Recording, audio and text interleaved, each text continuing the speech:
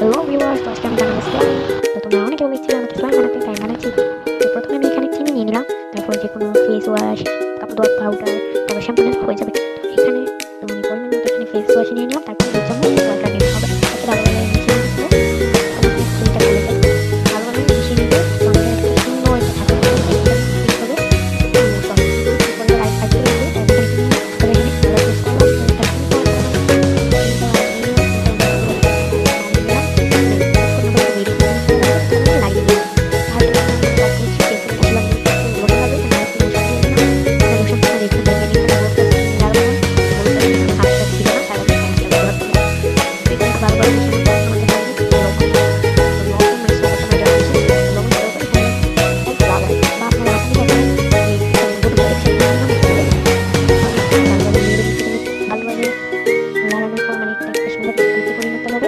ডোটা আমি ফ্রিজে রাখতে হবে 8 ঘন্টার মতো। তো আমি এটাকে ফ্রিজে রেখে দিলাম, 5 ঘন্টা পরে ছেড়ে দিলাম।